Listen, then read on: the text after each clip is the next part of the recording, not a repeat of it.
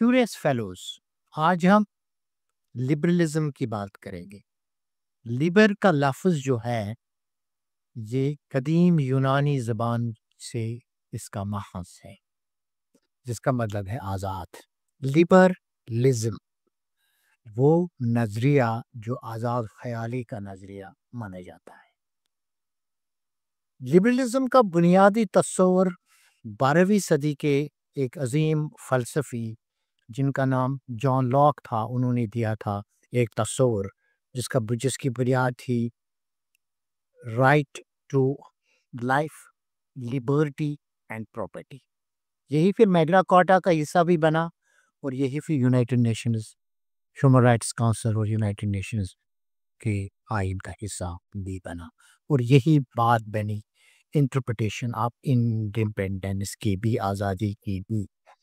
तो इसका माखज़ से अगर हम उसके बाद की बात करें तो 19वीं सदी में जो अहयाउल उलूम, जो उससे पहले अहयाउल उलूम हुए हैं कुरून वस्ता में, जिसमें रिनाइसेंस हुई और रिनाइसेंस के दौरान जो एनलाइटमेंट की बुनियाद पे जो लिबर्टी की बात हुई, जो इंसानी हुकूक की बात हुई, जो मिनिमम आज़ादी की बात हुई, वहीं से लिबरलिज्म का इर्तिका हुआ और फिर ये एवोल्यूशन होके होके मुख्तलिफ ज़राइल से गुजर गया।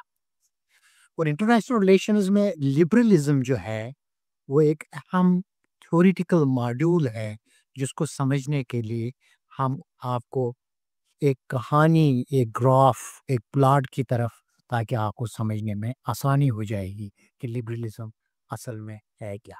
दो ममालिक पहाड़ के उस तरफ रहते थे, एक का नाम था जमहूरिस्तान और दूसरे का नाम था पाकिस्तान। और जहाँ लोग जमहूरिस्तान में लोग ताकतवर और खुदमुख्तार थे, लेकिन हर शख्स अपनी ताकत बढ़ाने में लगा रहता था। दूसरा गांव जो पाकिस्तान था, जहाँ लोग एक दूसरे के साथ ताउन करते और अपनी ज़रूरियात को पूरा करने के लिए मिलजुल कर काम करते थे। जमहूरिस्तान में हर शख्स अपनी ज़मीन, माल और ताकत बढ़ाने की फ़िक्र में था। कोई किसी पर भरोसा नहीं करता था और अक्सर ज़मीन या पानी के वसाइल पर झगड़ा हो जाते थे। इस मुल्क के लोग ज़्यादातर जंग जदल में मसरूफ़ रहते थे, जिसकी वजह से उनकी ज़मीन बंजर और ज़िंदगी मुश्किल हो जाती थी। और दूसरी तरफ पाकिस्तान में लोग मिलजुल कर अपने वसाइल हल करते थे। उन्होंने पानी के लिए एक मुश्तरका तालाब का इंतज़ाम किया था, जहाँ पर हर किसी की ज़रूरत के मुताबिक पानी मिलता था। अगर किसी के खेत में मसला होता तो गाँव वाले मिलकर उसकी मदद करते। और इस तरह पाकिस्तान के लोग जमहूरियत के उसूलों पर अमल करते हैं और हम मामले में मशवरे से फैसले करते थे। उनकी ज़मीन ज़रख़ेज़ थी और उनकी ज़िंदगी खुशहाल। एक दिन जो है जमहूरिस्तान के लोग पाकिस्तान की खुशहाली देखकर हैरान हो गई। उन्होंने उन्होंने पाकिस्तान के गाँव के बुज़ुर्ग से पूछा, आपके गाँव में कोई झगड़ा क्यों नहीं होता? आप इतने खुशहाल कैसे हैं? बुजुर्ग ने मुस्कुरा कर जवाब दिया, हमने सीखा है कि इनफरादी फ़ायदे के बजाय इज्तिमाई फ़ायदा पर तवज्जो देना ज़रूरी है। हम अपने फ़ैसले मशवरे से करते हैं और एक दूसरे पे भरोसा करते हैं। ये हमारे इलाके का उसूल है। जमहूरिस्तान के लोग सोचने लगे कि अगर वो भी ताउन और अमन के उसूल अपनाएं तो उनकी ज़िंदगी बेहतर हो सकते हैं। अब हमने जमहूरियत या लिबरलिज्म या आज़ाद ख्याल के दमन में इस कहानी से क्या सीखा?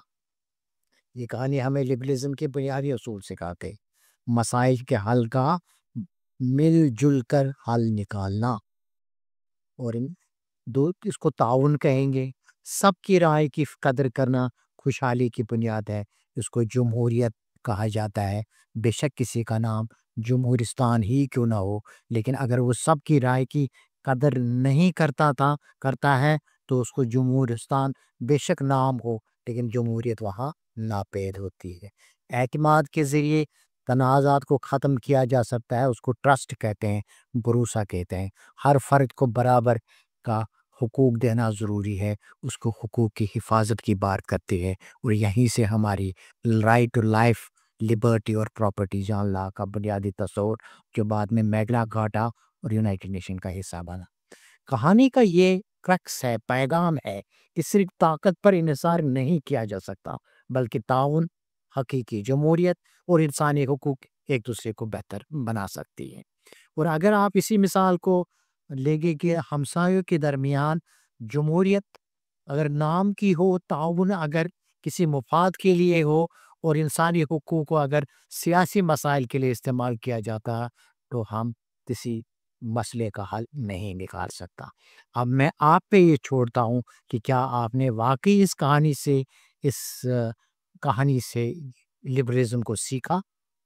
کیوریس فیلوز، ریئلزم اور لبرلزم کو بہترین طریقے سے سمجھنے کے لیے یہ ضروری ہے ہم ان دونوں کا کمپیریزن کریں، اور جب یہ جو تفاعلی جائزہ جب ہم لیتے ہیں کسی دو الگ الگ ازمز کا، تو اس میں سے آپ کو یہ سمجھنے میں آسانی ہوتی ہے کہ ان دو بڑے مین سٹریم تھوریز کا آپس میں کیا فرق ہے، اور ان دونوں کے ایزمپشنز کیا ہیں، اور ان دونوں کے سکالر کون کون سے ہیں، اور کون کون سی کتابیں لکھی گئی ہے۔ ہم ہر ایک کے الگ الگ نظریے پہ کمپیریزن ڈرا کریں گے، تو اس کو اپنے ذہن نشین ہی نہیں کرنا چاہیے، بلکہ پریکٹس میں لا کے جو ورلڈ آرڈر ایک بڑے پرزم پہ چیزوں کو دیکھنے کے لیے، اس کو سمجھنے کے لیے یہ پرزم استعمال کرنا چاہیے۔ ریئلزم میں انسانی فطرت کو خود غرض اور طاقت کا خواہاں مانا گیا ہے، کہ انسان کی جو طبیعت ہے وہ فطرتی طور خود غرض ہے۔ لیکن لبرلزم کہتے ہیں نہیں، انسانی عقل اور تعاون پہ بھی، انسان عقلی اور تعاون پہ بھی مبنی ہو سکتی ہے، یہ ضروری نہیں ہے کہ وہ ہمیشہ خود غرض ہی ہو۔ اور اس طرح ریئلزم میں بین الاقوامی نظام کہتے ہیں کہ یہ انارکی، کیونکہ انارکک ہے اسی وجہ سے طاقت کا حصول ضروری ہے۔ لیکن لبرلزم کہتا ہے کہ بین الاقوامی قوانین اور ادارے بھی تو نظم قائم کر سکتے ہیں، اور کرتے بھی ہیں، جس طرح یونائٹڈ نیشنز کا ادارہ ہے، سیکورٹی کونسل ہے، یا اس کے معاونین ادارے ہیں۔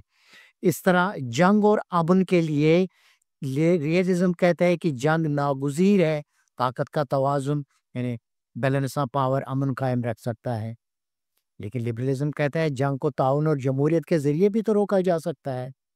اس طرح جو ہے وہ ریئلزم کا اہم اصول جو ہے، پاور، طاقت کی سیاست سے ہی پولیٹکس کو کیا جا سکتا ہے۔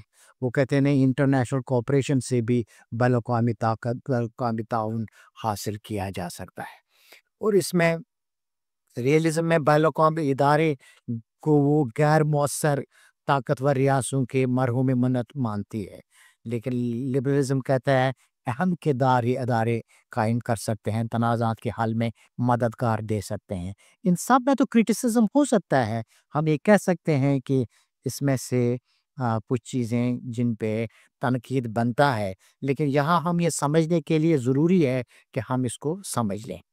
اور ریئلزم کے جو اہم سکالر ہیں وہ ہے تھیوسیڈائڈس، جس پہ ہم نے ایک پوری جو ہے ویڈیو بنائی ہے، وہ آپ دے سکتے ہیں۔ میکاولی ہے، اور اس طرح ہنس مورگنٹو ہے، اور یہ اہم لوگ ہیں۔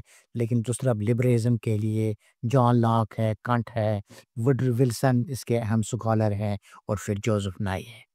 اور اس طرح بین الاقوامی فطرت میں یہ ہم کہہ سکتے ہیں کہ ریئلزم جو ہے وہ طاقت اور قومی مفادات کو بنیادی اہمیت دیتا ہے، کہ جو طاقتور who is powerful he will prevail, others will perish, might is right۔ لیکن لبرلزم کہتا ہے کہ نہیں جی، تعاون، جمہوریت اور انسانی حقوق بھی تو کام کر سکتے ہیں اگر ہم اس پہ سوچیں تو۔ اور دوسری طرف ریئلزم کہتا ہے کہ نہیں جی، ریاستوں کا کردار جو ہے نا وہ خود مختار تبھی ہو سکتی ہے جب وہ صرف اور صرف اپنے مفادات کے لیے کام کرے۔ دوسری طرف لبرلزم کہتا ہے کہ نہیں جی، ریاستیں تعاون اور باہمی انحصار کے ذریعے بھی تو امن قائم کر سکتی ہے۔ اور ان سب پہ لبرلزم کا بنیادی اصول آزادی اور حقوق ہے، جنہیں حکومت کی جانب سے تحفظ فراہم کرنا چاہیے۔ یہ جان لاک نے کہا تھا، کہ یہ جان لاک کی کوٹیشن ہے لبرلزم کے بارے میں، کیونکہ ہمیں کچھ لبرلزم سکالرز کی کوٹیشنوں سے لبرلزم کو سمجھنا ضروری ہے۔ اور جان اسٹوٹ مل کہتا ہے کہ انفرادی آزادی اس وقت تک محفوظ رہنی چاہیے جب تک کہ وہ دوسروں کو نقصان نہ پہنچائے. یعنی انفرادی آزادی مدر پدر آزادی نہیں ہے کہ آپ اپنے طاقت کے لیے دوسروں کا جینا حرام کر دیں. اس طرح آئزیا برلی نے کہا تھا کہ لبرلزم دو اقسام کی آزادی، مثبت اور منفی آزادی پر قائم ہے. اس کو آپ کس طرح دیکھتے ہیں کہ آپ کے ذہن میں کس کیا لبرلزم میں کیا شبیہ آ جاتی ہے، وہ سمجھنا ضروری ہے. لبرلزم کے اہم جو سکالرس ہے ان کی کتابوں کا ذکر کرنا بھی بہت ضروری ہے تاکہ یہ کتابیں آپ پڑھیں اور لبرلزم کو ان ڈیٹیل سمجھنے کی کوشش کریں. خاص کر جو سکالرس ایم پل پی ایچ ڈی یا بی ایس کی تھیوریز میں انٹرنشپ کرتے ہیں یا تھیوریز میں تھیسز جو ہے تھیسز کے لیے تھیوری اپلائی کرتے ہیں، ان کے لیے کتابیں پڑھنا ضروری ہے. اس میں سب سے بڑی کتاب جو جان لاک ہوئی تھی، ٹرو ٹریٹیز آف گورنمنٹ، انہوں نے لکھی ہے. اس میں یہ تصور تھا کہ فطری حقوق اور معاشرتی معاہدہ جو ہے نا وہ بہت ضروری ہے. دوسری کتاب لکھی ہے آن لبرٹی، یہ جان سٹوٹ مل کی کتاب تھی. اس میں انفرادی آزادی اور اخلاقیات کی بنیاد بنا کر لبرلزم کا بات ہے. اس کے بعد ایڈم سمتھ کی کتاب، یہ میں نے پہلے بھی بات کی تھی، دی ویلتھ آف نیشنز. اس میں معیشت میں آزاد منڈی کا جو تصور ہے اور ان کے جو پرنسپلز ہے کہ ہم منڈی کو کیسے جو ہے نا وہ آزاد رکھ سکتے ہیں اور اس سے جو لبرلزم ہے اس کو ہم کیسے فروغ دے سکتے ہیں، اور the wealth of revisions invisible hand کو پڑھنا ضروری ہے. اس طرح آئزیا برلن کی کتاب فور ایسیز آن لبرٹی، یہ اہم کتاب ہے جس کو آپ کو پڑھنا بہت ضروری ہے. اس میں تصور یہ ہے کہ مثبت اور منفی آزادی اس کو سمجھنا بہت ضروری ہے، کیونکہ آزادی مدر پدر آزاد نہیں ہوتا ہے بلکہ اس کی ایک انٹرپریٹیشن ہے. پھر آپ اس کے بعد وڈرو ولسن کی جو ساری وڈرو ولسن کو امریکہ میں جو ہے وہ لبرلزم کا باب سمجھا جاتا ہے، اس کی آپ کے سامنے ساری جو ہے وہ پڑھی ہوئی ہے چیزیں وہ آپ پڑھ سکتے ہیں. اب ہم ہمیشہ ہر کسی تھیوری کو تنقیدی جائزہ لے لیتے ہیں. لبرلزم سرمایہ نظام کو فروغ دیتا ہے جو طبقاتی تقسیم اور استحصال کو بڑھاتا ہے، اور یہ مارکسس نے اس پہ تنقید کیا تھا. لبرلزم روایتی اقدار اور سماجی ہم آہنگی کو کمزور کرتا ہے، یہ قدامت پسندوں نے اس پہ تنقید کی ہے. لبرلزم ماحولیاتی وسائل کا بے دریغ استعمال کرتا ہے، اس پہ ماحولیات پہ کام کرتے ہیں انہوں نے کرٹیسزم کی ہے. لبرلزم مغربی اقدار کو عالمی اقدار کے طور پر نافذ کرنے کی کوشش کرتا ہے، اور یہ کرٹیسزم اس میں آیا ہے. اردو ادب میں لبرلزم کا اثر ترقی پسند تحریک اور آزادی کی تحریک میں نمایاں نظر آتا ہے. اس کے تحت آزادی اظہار، مساوات اور سماجی انصاف پر زور دیا گیا ہے. ڈیئر فیلوز، لبرلزم کو سکالرس نے تین اقسام بتائے ہیں. ایک ٹریڈیشنل لبرلزم یعنی روایتی لبرلزم، دوسرا جدید لبرلزم ماڈرن لبرلزم یا نیو لبرلزم، اور اس کے بعد نیو لبرلزم یا انسٹیٹیوشنلزم جس کو کہتے ہیں. انفرادی آزادی، آزاد تجارت اور امن پر ٹریڈیشنل لبرلزم زور دیتا ہے. عالمی امن اور ترقی کے لیے جمہوریت اور تعاون پر ماڈرن لبرلزم زور دیتی ہے، اور اس طرح بین الاقوامی ادارے کے ذریعے تعاون کو مستحکم کرنا نیو لبرل انسٹیٹیوشنلزم کی بنیاد ہے. اس طرح بنیادی تصور روایتی ٹریڈیشنل لبرلزم کا ہے کہ انسان فطرتاً عقلی ہے اور تعاون ممکن ہے. ماڈرن لبرلزم کہتے ہیں جمہوری ریاستیں امن قائم رکھ سکتی ہے، کہ both states are democratic in mindset, they can bring the peace. اور اس طرح نیو لبرلزم کہتا ہے کہ ادارے تنازعات کو ختم کرنے اور تعاون کو فروغ دینے میں اہم رول ادا کرتے ہیں جیسے انٹرنیشنل ادارے. اس طرح ٹریڈیشنل لبرلزم میں ریاستیں اور آزاد تجارت اور بین الاقوامی قوانین کی حمایت کرتی ہے، یعنی انٹرنیشنل لاز کی حمایت کرتی ہے. ماڈرن لبرلزم کہتے ہیں کہ ریاستیں جمہوری اصولوں پر مبنی تعاون کو فروغ دیتی ہے. اس میں ریاستوں کا انٹرنیشنل لا سے زیادہ ریاستوں کے جو انٹرنل لاز ہیں وہ جمہوری اصولوں پر اگر مبنی ہو تو اس کو زیادہ اہمیت دیتی ہے. اس طرح نیو لبرلزم کہتی ہے کہ ریاستیں بین الاقوامی اداروں کے تحت قانون کی پابند کرتی ہے. وہ کہتی ہے اگر بین الاقوامی قانون کے ادارے نہ ہو تو پھر جو ریاست کے اندرونی قوانین ہیں وہ پھر اس پہ پابند نہیں کرتی۔ اور اس طرح ٹریڈیشنل لیبرلزم آزاد تجارت اور معاشی انحصار پہ زور دیتی ہے۔ اس طرح ماڈرن لبرلزم فلاحی معیشت اور انسانی ترقی پر زور دیتی ہے۔ اس طرح گلوبلائزیشن جو ہے اور آزاد تجارت کے ذریعے معاشت کو فروغ دینا، یہ نیو لبرلزم کہتے ہیں۔ اور اہم اصول ان میں سے ان تینوں لبرلزم کے اقسام میں یہ ہے کہ جو یہ جو ڈیموکریٹک پیس ہے، پیس چوری ہے، اس کو ماڈرن لبرلزم سپورٹ کرتا ہے۔ اس طرح ٹریڈیشنلزم انفرادی آزادی، امن اور تجارت کی بات کر رہے ہیں، اور اس طرح نیو لبرلزم اداروں کے ذریعے عالمی استحکام کی بات کر رہے ہیں۔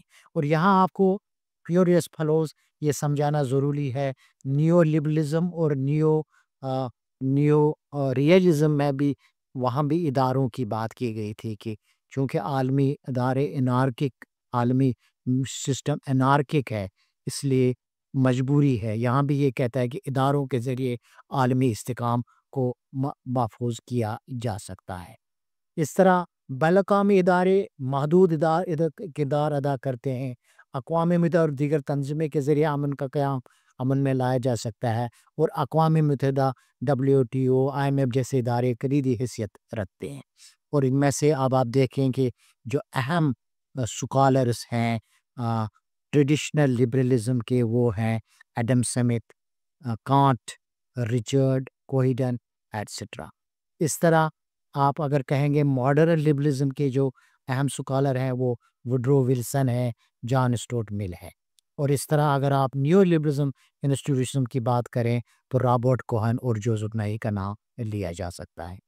اور خلاصہ یہ ہے کہ انفرادی آزادی اور تجارت پر زور دینا ہی لبرلزم کا بنیادی کرکس ہے، اور امن کے قیام کے لیے ریشنلزم، جس کو آپ روایتی لبرلزم کہتے ہیں، اور اس طرح جمہوریت کو عالمی امن کے لیے بنیادی سمجھا جاتا ہے، اور فلاحی معیشت کی حمایت جدید لبرلزم کی، ماڈرن لبرلزم نے کی ہے، اور بین الاقوامی اداروں کی تنازعات کے حل اور تعاون بڑھانے کا ذریعہ مانتا ہے نیو لبرلزم۔ اور آپ اس سے آپ کو کیا لبرلزم سمجھنے میں آسانی ہوئی، پلیز کومنٹس میں بتا دیں، ہم اس کو جو ہے جواب دیں گے۔ کوشش کریں کہ ان سارے ویڈیو کو آپ سبسکرائب کریں، اور اپنی کومنٹ سے ہمیں بھی اصلاح کریں، اور ہمیں اس کو مزید جو ہے نا وہ بہتر سے بہترین کرنے کی کوشش۔ ہم یہ خود بھی سمجھتے ہیں کہ یہ گڈ سے بیٹر اور بیٹر سے بیسٹ میں ایک ویسی بھی ایک اس میں ایک خلا تو ضرور موجود ہے، لیکن ہمارا جو سفر ہے وہ from good better to best ہے، اور اس میں ہم آپ کا جو فیڈ بیک ہے وہ ہمارے لیے باعث رحمت ہوگا۔